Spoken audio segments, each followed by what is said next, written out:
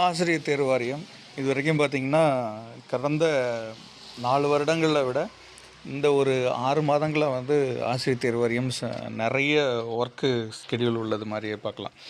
So ரீசெண்டாக பார்த்திங்கன்னா நேற்று வந்து டீச்சர் எலிஜிபிலிட்டி டெஸ்ட் இதுக்கான டெட் எக்ஸாமினேஷன் முடிஞ்சிச்சு. பேப்பர் 1 வந்து சாட்டர்டே நடந்துச்சு, பேப்பர் 2 வந்து சண்டே நடந்துச்சு. இதுக்கப்புறம் பார்த்திங்கன்னா பிஜிடிஆர்பிக்கான எக்ஸாமையும் வந்து கடந்த மாதம் தான் இதை முடிச்சு வச்சுருந்தாங்க. ஸோ டிஆர்பியை பொறுத்தளவு பார்த்திங்கன்னா இந்த காலகட்டம், அதாவது வந்து இந்த நவம்பர் மாதத்தில் பார்த்திங்கன்னா நிறைய ரெக்ரூட்மெண்ட்டுக்கான நோட்டிஃபிகேஷனை ஸ்பீடாக கொடுத்துருந்தாங்க. ஆர்ட்ஸ் அண்ட் சயின்ஸ் காலேஜ் டிஆர்பிக்கானதும் போட்டிருந்தாங்க. லா காலேஜஸ் டிஆர்பிக்கு வந்து பார்த்திங்கன்னா ஏற்கனவே வந்து ப்ரீ லா அண்ட் லா காலேஜஸ்க்கு வந்து அப்ளிகேஷன் ஏற்கனவே ஓப்பனாக இருந்துச்சு, அப்புறம் க்ளோஸ் பண்ணிட்டாங்க. ஸோ இது வந்து மே மந்தில் ஆரம்பித்து இப்போ நவம்பர். இதுக்கு முன்னாடி சொன்ன மாதிரியே உங்களுக்கான எக்ஸாமையும் இப்போ க்ளோஸ் பண்ணி முடிச்சிட்டாங்க. இது இல்லாமல் இப்போ ரீசெண்டாக வந்து பிஜிடிஆர்பி எக்ஸாம் நடந்து முடிஞ்சிருச்சு.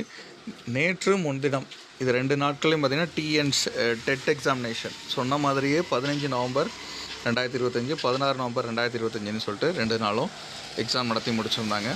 இது மட்டும் இல்லாமல் ஆர்ட்ஸ் காலேஜ் டிஆர்பி சம்மந்தமாகவும் இதில் ரீசெண்டாக நோட்டிஃபிகேஷன்லாம் சொல்லியிருந்தாங்க. இது இல்லாமல் பிஜிடிஆர்பி சொன்ன மாதிரி ஜூலை 10ஆம் தேதி வந்து நோட்டிஃபிகேஷன் விட்டுருந்தாங்க.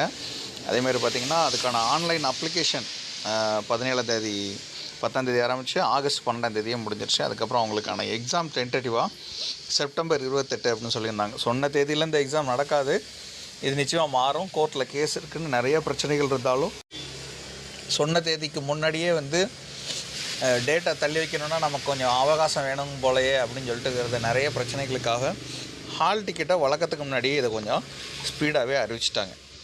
அதோட இதுன்னு பார்த்திங்கன்னா உங்களுக்கு வந்து நோட்டிஃபிகேஷன் 10 ஜூலையில் வந்துச்சு. அதுக்கப்புறம் அதே நாளில் நோட்டிஃபிகேஷனோட இன்ஸ்ட்ரக்ஷன் எல்லாமே கொடுத்துருந்தாங்க. 11 ஜூலை அன்றைக்கி பார்த்திங்கன்னா டேட் ஆஃப் எக்ஸாமினேஷன் என்றைக்குங்கிறத change of date of examination சொல்லிட்டு டேட் ஆஃப் எக்ஸாமினேஷனை மாற்றி வச்சுருந்தாங்க. அதுக்கப்புறம் பார்த்திங்கன்னா ஜூலை 24 நியூஸ் வந்து ஆக்சுவலாக நாங்கள் மாற்ற வேண்டிய டேட் அப்படி என்னங்கிறதையும் மாற்றி செப்டம்பர் பதிலாக அவங்க இன்னொரு தேதியை அறிவிச்சிருந்தாங்க அக்டோபரில்.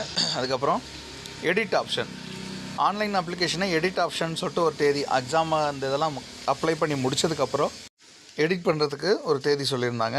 அதெல்லாம் அதில் சொல்லியிருந்தாங்க. அதுக்கப்புறம் பார்த்திங்கன்னா அவங்களுக்கான hall ticket, release of hall டிக்கெட்டே பார்த்திங்கன்னா போர்டு வந்து ஏற்கனவே சொல்லி வச்சுருந்தாங்க.